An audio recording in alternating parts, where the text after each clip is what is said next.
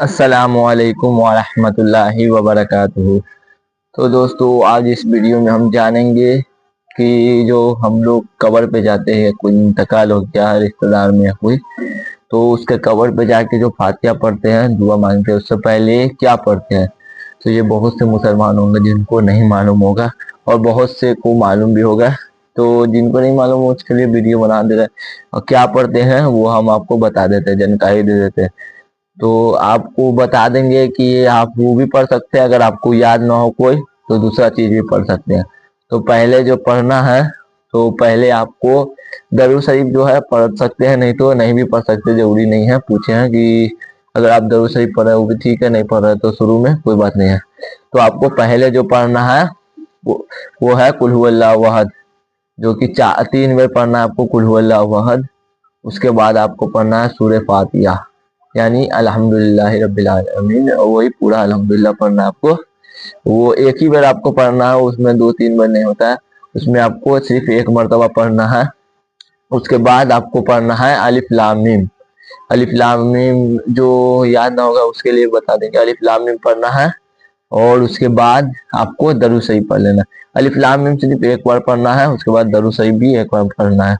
उसके दरूद शरीफ से पहले अगर आप कोई सूरा पढ़ना चाहे तो पढ़ सकते हैं, नहीं पढ़ना चाहे तो कोई बात नहीं। और छोटा छोटा सूरा जैसे बिन्नास हो गया, कुल औज़ु बिरब्बिल फलक हो गया, आप सूरह फातिहा उससे दरूद शरीफ से पहले आप ये भी पढ़ सकते हैं। अगर ये नहीं पढ़िएगा तो कोई बात नहीं है, आप 3 बार कुल हुवल्लाहु अहद पढ़ लीजिए और एक बार अल्हम्दुलिल्लाह पढ़ लीजिए और एक बार अलिफ लाम मीम पढ़ लीजिए और उसके बाद दरूद शरीफ पढ़ लीजिए। इतना भी पढ़िएगा तो उसके बाद आपको दुआ मांग लेना है, जो इंतकाल हुए का नाम लेके बख्शिश मांगना है। और अगर आपको याद ना हो कोई चीज, जैसे अलिफ लाम मीम याद ना है या कोई सूरा याद ना है, तो आप जैसा बताए हैं, आप 3 बार कुल हुवल्लाहु अहद पढ़ सकते हैं, एक बार सूरह फातिहा पढ़ सकते हैं अल्हम्दुलिल्लाह, वही अल्हम्दुलिल्लाह को सूरह फातिहा बोलते हैं।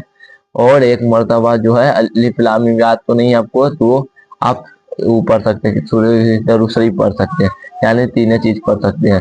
अगर आपको ज्यादा सूरा याद है तो आप पढ़ सकते हैं, पहले कुल हुवल्लाहु अहद पढ़िए 3 बार, उसके बाद पढ़िए सूरह फातिहा अल्हम्दुलिल्लाह।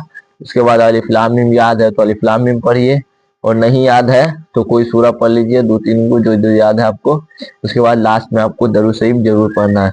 दरूद शरीफ याद ना है तो भी पढ़ सकते हैं, याद कर सकते हैं। कैसे दरूद शरीफ बहुत रंग का होता है, लेकिन एक ही रंग जो नमाज में आप लोग पढ़ते हैं अत्तहियात के बाद जो नमाज में पढ़ते हैं दरूद शरीफ, वही आपको पढ़ना है, वही आपको दरूद शरीफ पढ़ना है। तो दरूद शरीफ पढ़ने के बाद आपको दुआ मांग लेना है, जैसे आप मांगते हैं, और जो इंतकाल हो गया उसका नाम लेके बख्शिश मांग लेना है। तो इतना ही आपको पढ़ना है। अगर याद हो तो जो बताए हैं, अगर याद ना हो अलिफ लाम मीम तो अलिफ लाम मीम छोड़ के आप कुछ भी पढ़ के कोई सूरा, और उसके बाद अलिफ लाम दरूद शरीफ पढ़ के आप दुआ मांग सकते हैं। और जो इंतकाल हो उनका नाम लेके बख्शिश मांग। ऐसा नहीं है कि खाली उसी के लिए मांगेगा, कब्र में जो जो इंतकाल हो कब्रिस्तान में सबको मांगेगा।